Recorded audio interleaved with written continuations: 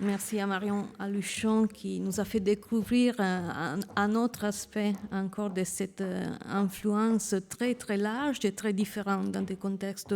Je vous invite, Marion, à rester avec moi parce qu'on va avoir maintenant un petit moment de discussion après la pause déjeuner.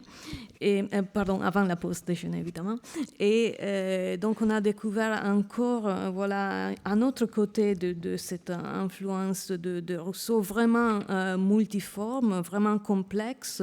Donc, à partir de l'art abstrait, des avant-gardes, pour arriver jusqu'à une réappropriation de Rousseau dans la peinture réaliste. Et la question que je voudrais poser, est-ce qu'il n'y a pas de contradiction entre toutes ces différentes interprétations? Et s'il y a une contradiction, comment est-ce qu'on arrive à les réconcilier et à tout faire, voilà, revenir à l'aspect les plus, disons, les plus vrais, les plus de l'art de Rousseau, que je trouve c'est toujours dans cette lignée, dans le réalisme, un peu archaïque et onirique. Donc, ce sont des différents aspects qui nous paraissent en contradiction, mais peut-être il n'y a pas vraiment de contradiction.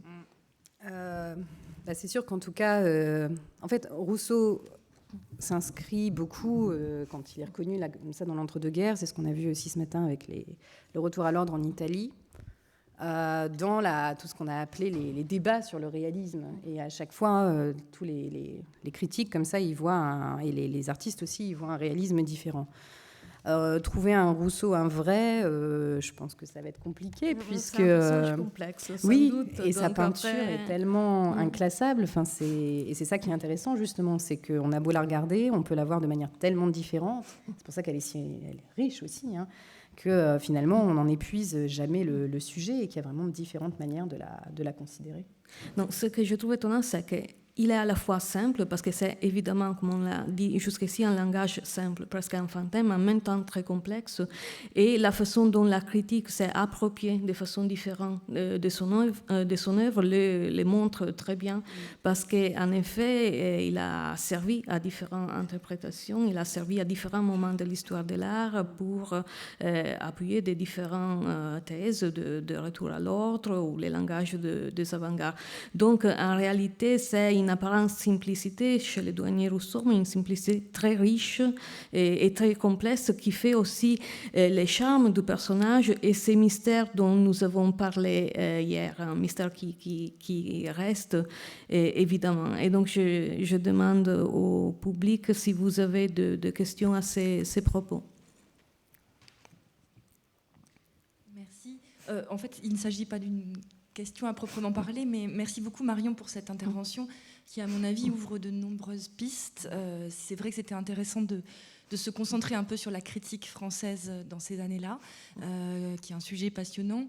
Je pense notamment peut-être à des choses, je ne sais pas si ça a déjà été regardé, mais du côté des textes de Bernard de Rival que vous évoquiez à un moment, et des liens peut-être qu'il fait aussi, son amour sur Philippe de Philippe de Champaigne, donc ce lien qu'on peut faire avec cette tradition française que vous évoquiez. Et j'avais un autre... peut-être une suggestion, un point d'intérêt qui serait celui des collectionneurs aussi. Dans ces années-là, on va en parler aussi, c'est un des sujets qui peut être abordé. Et je pensais notamment tout simplement à la collection Paul Guillaume de l'Orangerie.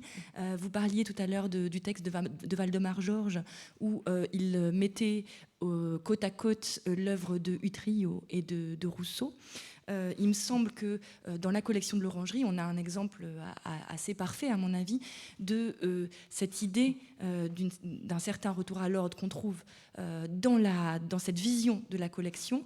On voit Utrillo à côté de Rousseau, à côté de Derain, le Derain de cette période-là, et en même temps, ce que vous évoquiez, qui n'est pas un refus de cette avant-garde. On sait que Paul Guillaume s'est intéressé à De Chirico, qui s'est intéressé à des œuvres et qu'il avait dans sa collection des œuvres passionnantes de cette première avant-garde, mais qui est plutôt un décentrement de ce regard dans les années 20-30. Donc voilà, c'était une... Paul Guillaume, il est assez particulier de fait. C'est l'un des premiers à avoir découvert l'art nègre, était très proche d'Apollinaire, de Picasso, etc. Mais quand même, à partir justement durant l'entre-deux-guerres, par exemple, il ne suit pas du tout les surréalistes. Je ne savais pas qu'il aimait Giorgio de Chirico, mais alors le dada et le surréalisme, c'est pas du tout son dada, pour faire un mauvais jeu de mots. Et oui, il soutient énormément, justement, ces peintres de la nouvelle tradition française. Donc c'est quelqu'un qui, j'aurais tendance à dire, en tout cas, qui retourne un peu sa veste vis-à-vis des tendances contemporaines de l'art de son époque. Si on n'a pas de micro, on n'entend pas.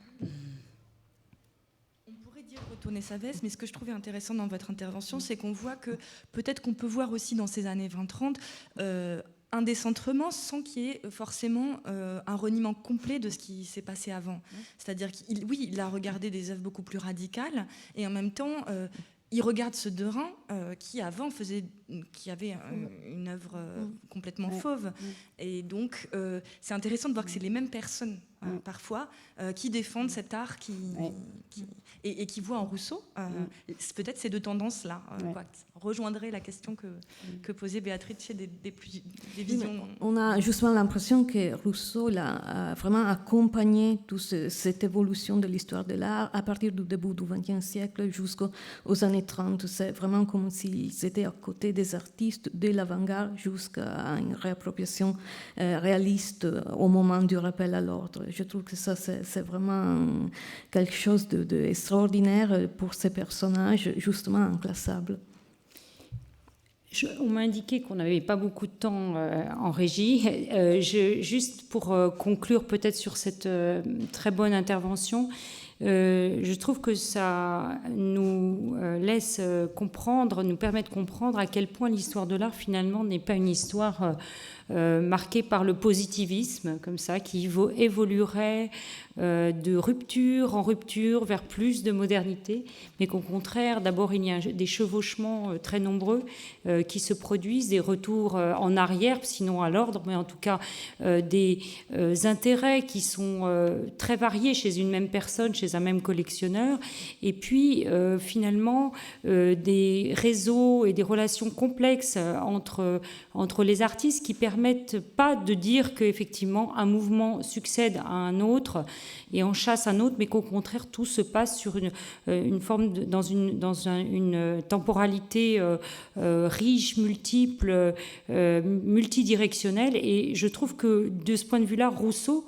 nous aide à comprendre l'histoire de l'art, parce que finalement ça n'est pas simple du tout. Il arrive comme une sorte d'ovni, mais finalement il nous permet de comprendre à la fois ce qu'on a appelé le retour à l'ordre, les arts primitifs, l'archaïsme, l'art naïf, en tout cas l'art des autodidactes. Donc je trouve que c'est un personnage clé dans le sens où il ouvre, nous permet d'accéder à une histoire de l'art plurielle.